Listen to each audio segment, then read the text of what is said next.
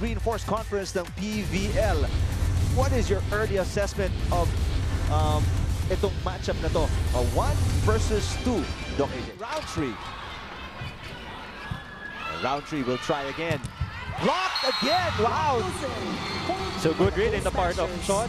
Kita nila, disrupted na yung attack pattern pa lang ng Paymaya with natin nakitang foreign guest players na talagang kung bumira ng palo talaga eh. Speaking of bumira, Gretchen. Wala din si Shout, nasa bench right now. Back-to-back points on a 1-2 play. Hindi niya nakita sa TV pero tinuturo niya. Hindi daw umabot. Sullivan block. Antone. Roundtree. Yes! There's a little hesitation on the part of Kiaopin. Kinuha niya lang with a one-hand save. Matchup. Game number 3 para kay Laura Shout. Here's Eliza Valdez. Through the block of Celine Domingo Valdez. Coming off a 15-point performance.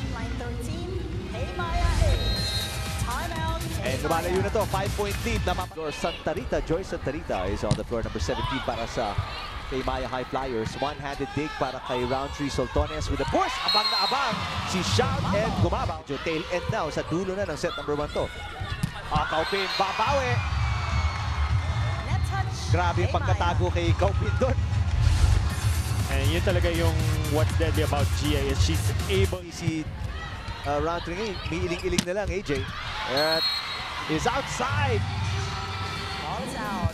And that's it. +3 in terms of errors ang Cool Smashers. So something na pwedeng magtuunan ng pansin ng Paymaya na i-force ulit ganun karaming touches and not really that many minutes then in set number 1. As Roundtree scores, so 2 straight points para sa Paymaya.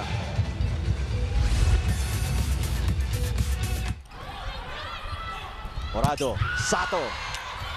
Sullivan winning the tip kontra kay Sato. Ganda ng dig. Para kay Soltones. Roundtree, yes! Of receive, digging. And sa errors, mas marami yung back to Perlas. Samantala, balik tayo sa...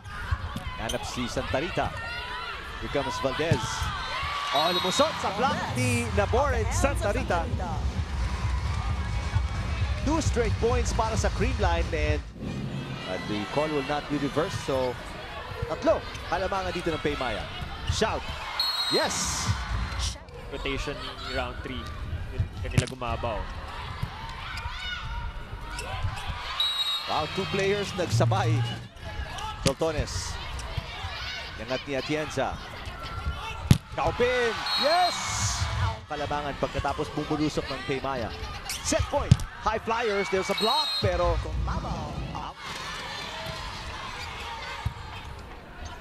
Kayuna. Malabanan looking for the win! Yes! What a play! Sadya ba yun, AJ? Palaisipan na ginagawa ng parehong coaches. Coach Taibun din para sa Cool Smashers. And Coach Roger Correa. Serve. Gia Morado. Speaking of Morado, sets and shot!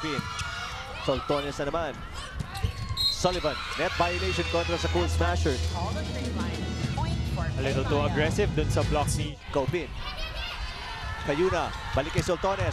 Soltones on fire right now. Back-to-back points. 3 straight points coming from Soltones, and it starts with 3 back row. Morado, Valdez. With a drop shot. Liza Valdez, such an intelligent player. Pagkatapos, binakbakan ng Paymaya, nag-soft 3.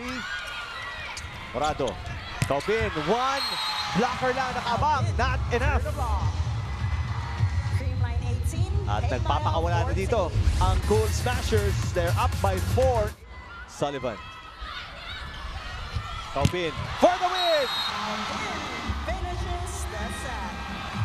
Adjustment after adjustment after adjustment. Panalo ang Creamline set 1. Nag-adjust ang Paymaya set number 2. Pagkatapos naman silang nagulpin ng set 2, nag-adjust naman ang Creamline. What the space? Tones, cross-court. Nando doon si Melissa Gohing. Kaupin from the back row. Kaupin. Talagang may momentum ngayon. Just firing a bullet after the other. Back set para kay Valdez. Block! ni Roundtree. So Roundtree with the roof on Eliza Valdez. Good serve para kay Roundtree. Sato, babawi. Sato. Over-receive para kay Gaupin, pero hindi napatay. Ni Soltones, babawi. Valdez. Valdez with an angle. Cream Eliza line Valdez, up by kahit 5 points. hindi optimal yung kanyang Ito, free ball naman para sa Green Line. Morado. Easy point para kay Shout. Another quick kill by Shout.